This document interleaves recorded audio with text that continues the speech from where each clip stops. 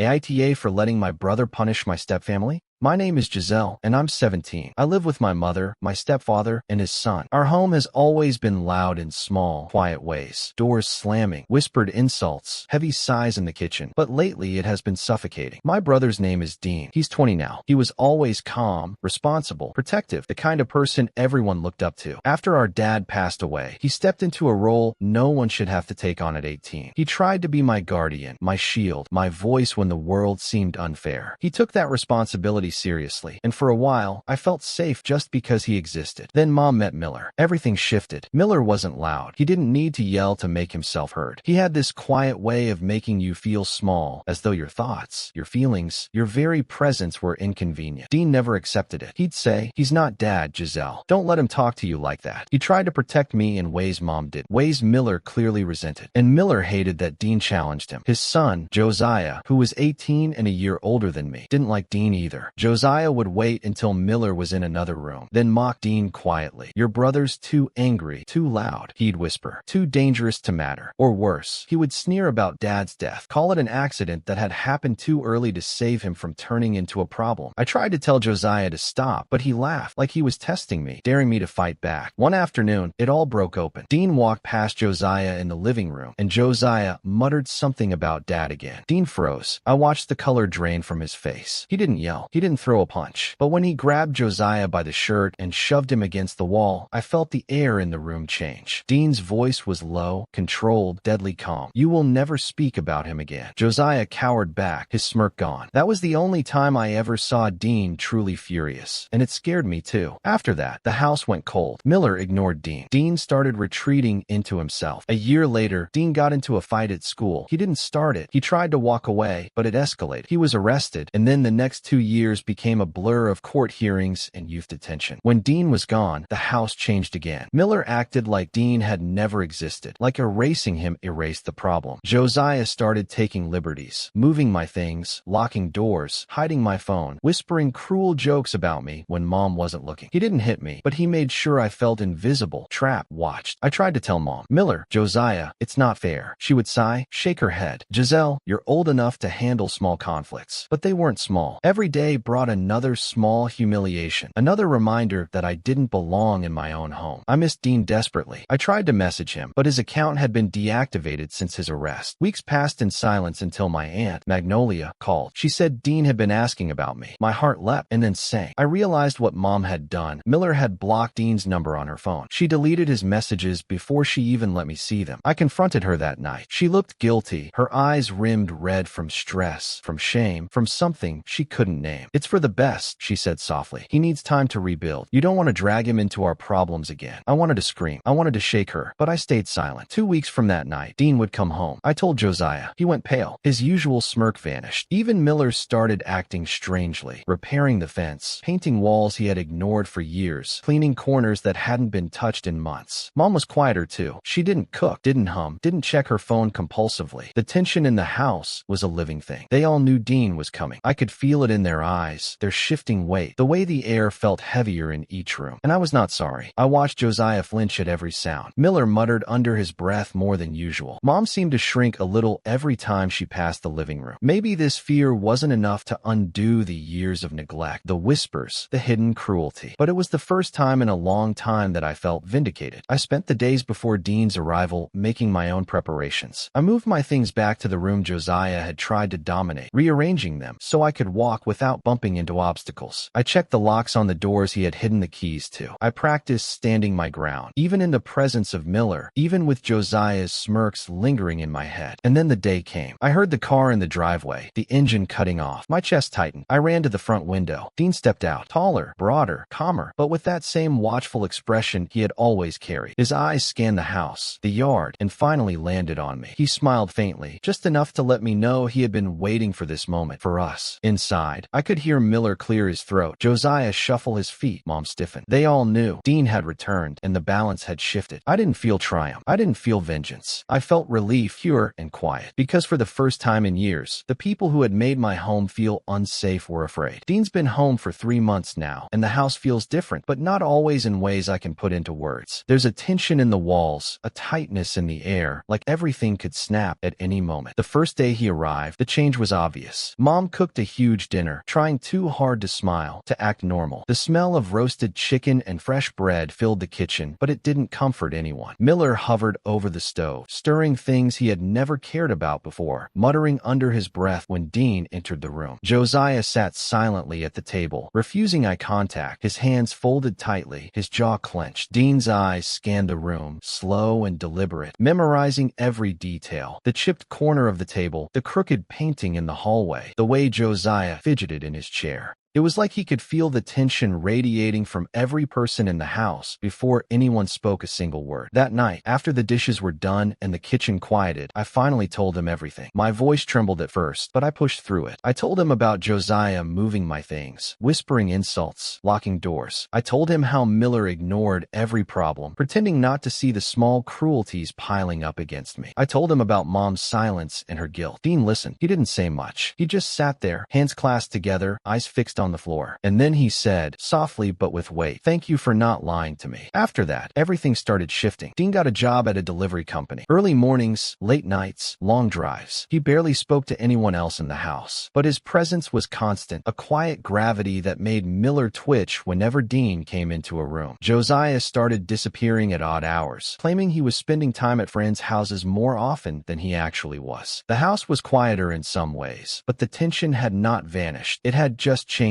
form, like a storm gathering behind closed doors. Then one evening, Mom called us all to the table. Her voice was softer than usual, hesitant, as if she were afraid of how we'd react. "I think we need a fresh start," she said, glancing at Dean. "I want us to move forward." Dean didn't nod. He didn't smile. He leaned back in his chair, arms crossed, eyes dark with focus. "Fresh starts only work when people admit what they've done," he said quietly. The words hit harder than any shout could have. Silence fell over the table, the kind of silence that presses on your chest and makes your heart beat faster. Miller's face twisted slightly, like he wanted to argue, to defend himself. But Mom spoke first, her voice quiet, almost defeated. I deleted your messages," she admitted. "I thought I was protecting you. I didn't want more chaos in the house." Dean's face didn't change, but his eyes hardened. "You didn't protect anyone," he said. "You hid. You chose comfort over honesty." Josiah muttered under his breath, the edge of defiance in his tone. "Everyone exaggerates. She's just being dramatic." Dean's chair scraped loudly as he stood. The sound echoed through the dining room. He didn't touch Josiah, didn't raise a hand, but his presence alone carried weight enough to make Josiah shrink back. His voice was calm, measured, yet every word cut sharp. "You will treat my sister with respect from now on, or you will move out. Not tomorrow, not next week, now." The effect was immediate. Josiah didn't argue. He didn't laugh. He swallowed hard, and I could see the fear in his eyes, the kind that comes when someone has power not because they want to hurt you, but because they refuse to let injustice continue. Over the next few days, the house shifted. Josiah packed his things and moved in with his aunt on Miller's side. Miller started sleeping on the couch, avoiding confrontation wherever he could. The house grew quieter, but the quiet was different now. It was respectful, cautious, deliberate. Mom and Dean barely spoke, but there was a strange understanding between them. She knew she could not undo the past. He knew he could not change her. They existed in the same house, side by side, but with the kind of cautious truce born from truth finally revealed. Even so, the tension occasionally flared. One evening, Miller muttered about chores not being done properly. Dean, already tense from a long shift, snapped his gaze toward him. "You'll speak to me as an equal, not as a threat," he said. The calmness of his tone made Miller pause, as though he'd been caught trying to test the limits of Dean's patience. Josiah called one night, asking for permission to spend the weekend at a friend's. Dean said nothing. I could see the weight of his gaze, an unspoken message that behavior had consequences. Josiah hesitated, then agreed. "As for me, I feel lighter. The house feels different. It's not perfect, but it is honest for the first time in years. I can breathe without fear in the corners, without wondering if someone is mocking me behind my back." The end. You're not the AITA, Giselle. You've been living in a storm for years and still managed to keep your compass straight. That takes a kind of quiet strength most people never learn, the kind that doesn't come from shouting but from surviving. You didn't create this mess. You just stopped pretending it wasn't happening. Miller and Josiah were like background noise that got louder over time, the kind that grinds down your peace little by little. It wasn't dramatic, it was just exhausting. And your mom? She tried to cover cracks with wallpaper instead of fixing the walls. You can't blame her entirely, but you can't let her off the hook either. She mistook avoidance for calm. When Dean came back, it wasn't revenge, it was correction. The energy in that house flipped overnight. Everyone suddenly remembered their manners. That's not fear, that's recognition. Dean didn't need to yell because people who are right rarely do. His calm wasn't silence, it was weight. And for the first time, the balance finally felt fair. You didn't want chaos, you just wanted to breathe again. And when they started squirming, that wasn't you being cruel. That was the world finally leveling out after years of tilting in their favor. You earned your peace, Giselle. You didn't destroy anyone to get it. You just reclaimed what should have been yours all along. So no, you're not the AITA. You're the reset button that everyone else was too scared to press. Before we jump into the next story, don't forget to like and subscribe, and let us know your favorite part in the comments. AITA for refusing to force my stepson to call my fiancée mom.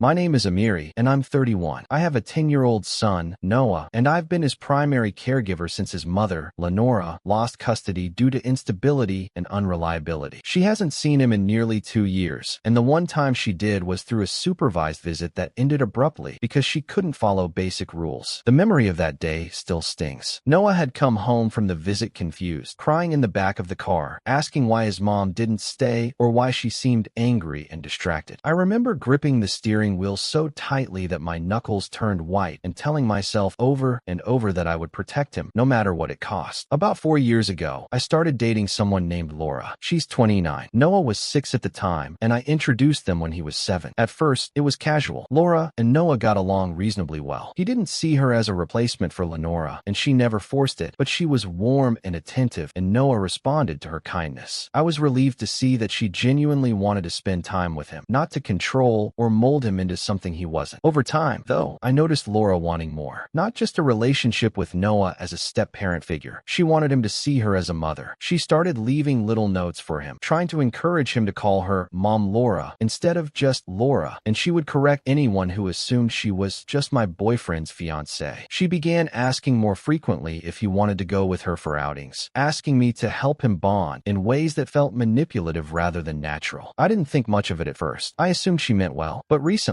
she admitted something that made me pause. I feel like I'm failing him, she said one evening, her voice tight and tense. I've been here more than Lenora ever was. I feed him, guide him, help with homework, and I'm trying to be consistent. But he doesn't see me as his mom, and I want him to. I want him to call me that at the wedding. I froze. Our wedding. She wanted Noah to call her mom at our wedding. My stomach dropped, and a knot formed in my chest that I couldn't loosen. Laura, you can't force him to feel something he doesn't, I said, trying to keep my voice calm. She looked frustrated, almost on the verge of tears. It's not forcing. I'm encouraging him. I want him to have a mother figure who loves him. Don't you think that's important? I shook my head. I do, but not like this. Noah needs space to process his feelings. If we push this, he'll resent both of us. He can love you without calling you mom. He can respect and trust you without having to give you that title. Her voice trembled, almost pleading. But what happens if Lenora comes back in a few years? He won't have that guidance from me. He won't have someone he can rely on consistently. I'm trying to protect him from more pain. I understand, Laura, but I'm not comfortable with therapy sessions aimed at making him see you as his mother. I won't do that, I said firmly, feeling my jaw tighten. Her eyes filled with tears. Then maybe we shouldn't get married. I can't marry someone who won't try for this with me. I felt my chest tighten even further. Then maybe we shouldn't. I won't force him. I won't risk his trust or comfort for anyone, even for you. She looked stunned, almost like she hadn't expected that. You'd really end things over this? I would, I said firmly. I won't compromise what's best for my son to satisfy anyone's wishes. That includes you. She left that night without saying another word, and I spent hours just sitting on the couch, replaying everything in my head. I didn't regret my decision, but I worried about what it might mean. Laura had been there for Noah. She had been kind, present, and patient. She had gone to every parent-teacher meeting, stayed up late with him when he had nightmares, and even baked him his favorite treats when he had a hard day. But I couldn't cross this line. I couldn't make my son call someone mom if it didn't feel natural. The following days were tense. Laura unfollowed me on social media. Our texts stopped abruptly. I tried to stay busy with with work and Noah, but I could feel a cloud hanging over every conversation, every meal, every night when I tucked him in. Noah didn't ask about her much, but I could see his confusion. He noticed when things felt different, and sometimes he asked quietly, "Is Laura mad at us?" I tried to explain carefully. Adults have their own feelings, Noah. Sometimes they need time to figure things out. It doesn't mean you did anything wrong. One afternoon, Noah asked me why Laura had stopped coming over. His small face was scrunched up, a mixture of hurt and worry. I had to swallow hard, feeling a wave of guilt and uncertainty wash over me. She needed some time, I said softly, trying to sound steady. Sometimes adults get upset too, just like kids do. But that doesn't mean she doesn't care about you. He nodded, but I could see the doubt in his eyes, and I hated that I couldn't make this easier for him. Then came the texts, dozens of them over the next week. "Can we talk? I just want what's best for Noah. I'm not asking for anything. Just let me explain." Each message weighed heavily on me. Part of me wanted to respond, to clarify, to fix things. But another part of me knew that responding could open the door to the same conversation I had already ended, one that would put Noah in an impossible position. One evening, Laura called while I was helping Noah with his math homework. Her voice was tight, almost desperate. "Amiri, I want him to love me. That's all. I didn't mean to make this a war." I set the pencil down, feeling my chest constrict. "Laura, I know you care, but Noah can feel love without calling you mom. He can trust you without labeling you. I won't let him feel pressured. I won't risk him resenting either of us." She paused, and I could hear her breathing, shaky and uneven. "You're saying we can't try?" "No," I said quietly, firmly. "We already tried, and forcing it isn't love. Respecting his feelings is love." There was silence on the line, a heavy, painful silence that made my ears ring. Then, finally, she whispered, I don't know if I can handle this." And the call ended. That night, I stayed up in the living room while Noah slept, staring at the empty chair where Laura would have sat during dinner. I thought about all the times she had been patient, kind, and nurturing. I thought about her hopes for a wedding, a family, a connection that she desperately wanted with my son. And I thought about Noah, his gentle, trusting eyes, his confusion, his quiet need to feel safe above all else. I realized that I wasn't denying her love. I was protecting my son from being coerced into something he wasn't ready for. But that didn't make it hurt any less. I felt like I was holding two lives in my hands, my son's and hers, and I had no perfect way to balance them. Days turned into weeks. The tension didn't ease. Noah began asking more questions about her, about why she wasn't there, about why she wanted him to call her mom. I tried to answer as honestly as I could without hurting him or letting my own frustration spill over. Sometimes adults make mistakes, and sometimes feelings get complicated, but it doesn't change the way someone cares for you. Even my own heart ached. I missed Laura in a way I hadn't expected, not as a fiancé yet, but as a partner in parenting, someone who shared the weight of caring for Noah, someone who wanted to be present. But I couldn't let that compromise my principles, not when my son's emotional safety was at stake. Then came the day when Noah quietly said, sitting on the couch beside me, "I just wish things could be like before. I liked when she played with me." His voice was soft, but it hit me like a punch to the chest. I hugged him tightly, letting him know I understood, letting him feel my presence. "I know, buddy, I know." It was the first time I really cried since the whole ordeal began, and I realized that parenting was about these moments. Painful, confusing, unglamorous, but necessary. It was about protecting him even when it hurt, even when it meant letting go of something I wanted. It's been 3 months since that argument, and the silence between Laura and me had been suffocating. The house felt empty in ways it hadn't before. Even Noah seemed quieter at times, like he was carrying around this invisible weight, tiptoeing around my moods and his own questions. Laura hadn't contacted me directly, except for a brief text last week. "Can we talk for Noah's sake?" At first, I ignored it. I needed time to breathe, to keep Noah's routine stable without dragging him into another wave of adult tension. But then, one night, Noah asked me in the softest voice, sitting cross-legged on the floor while building his Lego set, "Dad, why isn't Laura around like before? Did I do something wrong?" My chest tightened. That little question felt like a knife twisting gently in my heart. I realized I couldn't just ignore her or block her completely without giving him a careful, honest explanation. I texted back, "We can meet somewhere quiet. Noah can play nearby." We chose a small park on the edge of town, one I hadn't been to since Noah was 5. It had an old wooden swing set, a sandbox, and a winding path lined with oak trees. I liked the space because it gave us room to talk, but also distance if things got heated. When Laura arrived, I barely recognized her. Her hair was pulled back in a messy bun, dark circles under her eyes, and she walked with this tentative stiffness, like she was bracing herself for conflict. Noah ran ahead, giggling, shouting her name, and she smiled at him. It was genuine, warm, but behind it, I could feel the tension radiating off her. I didn't mean for it to come out like that, she started, voice low and wavering. I just want him to know love. I want him to see me as someone he can rely on. I overstepped. I nodded slowly, keeping my tone measured. I know, but forcing titles doesn't create love. It creates anxiety and resentment. Noah doesn't need you to be Mom Laura. He needs you to care for him, and he knows that. Forcing it will only hurt him. Her lips trembled. I feel like I've been trying so hard. I cook for him, help with school, stay up at night when he's sick. And he doesn't see me the way I see him. It hurts. I thought love would be enough, but I wanted more. We walked a few steps along the winding path. I could hear Noah building castles in the sandbox, talking to himself, oblivious to the tension between us. I understand, Laura. I know you care, but this isn't about what you feel you deserve. Noah's feelings come first. You can't demand him to call you mom. Not now, maybe not ever. Respecting his boundaries is love too. Her eyes filled with tears. I just can't understand why he can't just see me as a mother figure. I've been here. I've sacrificed. I've given up things for him, and he doesn't even notice. I notice, I said softly, trying to calm my own rising frustration. I notice everything you do, and so does he. But recognition isn't the same as forcing a relationship. If you push, he'll resent both of us, and then none of it matters. We argued quietly for nearly 2 hours, not loud shouting, but the weight of every word made my throat tight and my hands ache. She kept coming back to the wedding. I just want him to call me mom at the wedding. That's all I'm asking. And I kept repeating, I won't risk his trust for a title. You can love him without that. Respect him. At one point, Laura collapsed onto a bench, her face in her hands, and whispered, I feel like I'm losing him. Noah ran over then, clutching his toy airplane, his small voice urgent. Are you two fighting? I knelt down beside him. No, buddy, we're just figuring out how to do things right for you. He nodded, still clutching his plane tightly. Laura crouched beside me, and for a moment, the three of us were silent, just breathing in the quiet air of the park. The sun was low, casting long shadows, and the breeze carried the scent of wet grass. For a second, we weren't in conflict, just people trying to do the right thing. She finally spoke, voice trembling but soft. I don't know if you'll ever call me mom, Noah, and that's okay. I'll love you anyway. Noah gave a faint smile and ran back to the sandbox, still hugging his plane. For the first time, I thought I saw a bridge forming, tentative, fragile, but there. We stayed for another hour, Laura watching Noah play, quietly offering guidance when he asked. Every time she tried to get close, I felt a mix of relief and apprehension. Relief that she was being gentle, apprehension because I wasn't sure how long that calm would last. When we left, the tension hadn't vanished. We sat in my car for a few minutes in silence before she finally pulled out her phone and texted me. I'll give it time. No forcing, no expectations. Just love. Thank you for letting me. I didn't respond immediately. I wanted to see if she truly meant it, if she could follow through without slipping back into pressure or guilt tripping. The end.